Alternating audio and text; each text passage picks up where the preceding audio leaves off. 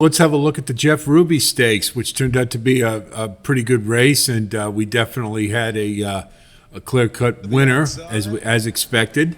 A couple scratches: Agate Road, Freedom Principle, and Circle P scratched out of this one, but we still, as you can see, had a full field and pretty level break. And Lucky Jeremy and Northern Flame we thought might be keen to get up. Noted was a little more forwardly placed than expected, as well as West Saratoga, who I thought ran a pretty darn good race. Otello was a little more forwardly placed than we expected, so they were pretty bunched up early. Heading into the first turn.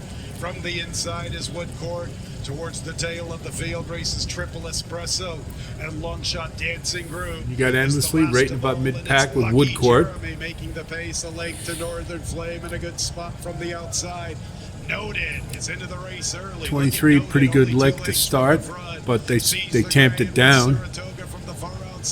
As they often do at Turfway, try to conserve and very bunched up.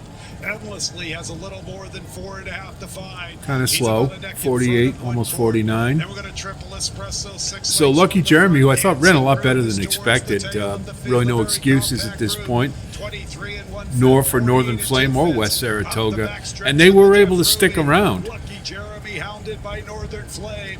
West Saratoga He sees the gray getting moving there. Otello just kind of threw in the towel at this point, but here comes Endlessly. And Triple Espresso with a nice close late as well. And I thought right here, Endlessly just found a seam, was able to bully his way out, and that was all he needed. And it's pretty much over at this point. He Noted had some trouble in the back there, and they eased him up, but would like to see a little more out of him. And here comes Seize the Gray, closed well. Woodcourt with another good effort. So it was just it's all Endlessly in this one for sure. How about him? So if we grade this one out, obviously no grade for all the scratches, Freedom Principle, Agate Road, and Circle P. That's why it's blank. Dancing Groom, ran improved effort to some degree on the synthetic, but he's just not good enough to be considered and gets a C-. I mean, he closed pretty well, but it wasn't nearly enough, so that's that for him. Lucky Jeremy ran better than expected, a lot better, I thought, given the fact that he was running against locals at Sunland. So he gets a B. I thought he did stick around. The pace did keep a lot of horses in this race. Not that any of them really had a chance dealing with Endlessly, but he did run a pretty good race. Noted he did have some trouble in the stretch, there's no question, and I think they eased him up, but I just really wasn't very high on this horse going in, and I'm still not. I just don't think he's Derby caliber. Agate Road scratched. Northern Flame, I thought, rode a pretty good race. He was kind of got on the lead, as we expected. He sort of was forced to be there by the lack of early runners, and he kept on pretty well, but he's a cut below, and I don't expect much out of him in the future.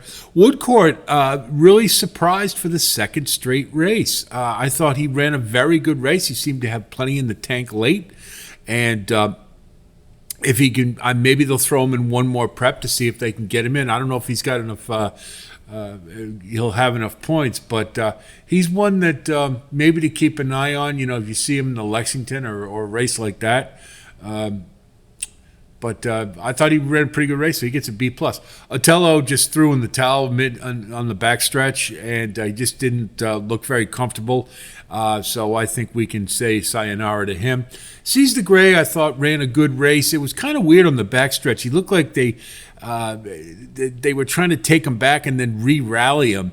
It was kind of a strange ride from that perspective, and I think it did cost him maybe a second, which was entirely possible. He closed pretty well, and we'll see what happens when he gets back on dirt. I'm going to be watching him. We'll see where he ends up next. The coach will probably try to throw him in one more to get him in the Derby. Endlessly was awesome. He just, we thought he was the best horse prior to the race, and he proved it. Don't hold me to this, but I'm pretty sure his connections are not going to pursue the Derby. I don't know that for sure, but I don't know if he can do that on dirt, but he did run a really nice race, and we expected that. Baytown Chatterbox, nowhere. West Saratoga was a big surprise to me, really was. The slow pace, I think, kept him in the race. He did keep on well. He was no threat to win, of course, but he gets a B+ because it was an improved effort over what I had expected. And Triple Espresso, again, he had been running on turf primarily, so I don't know if dirt, it's the fact that they scratched him out of the Louisiana Derby, maybe that, I don't know that he would be considered a dirt horse, but I thought he ran a very good race moving from the maiden ranks. Just really, jury's still out, really not sure what to do with him, but he gets a B. But clearly, Endlessly was the star of this show, and this was a JV race, I think you'd have to admit. So I don't know that we've got any really serious Derby contenders out of this one. Maybe Seize the Gray. Looks like one that if he can take another step forward. The fact that he's only had 2 races this year, which is unusual for the coach, as we know, then maybe third off the layoff, he could take another move forward on the dirt because we know he can run on it.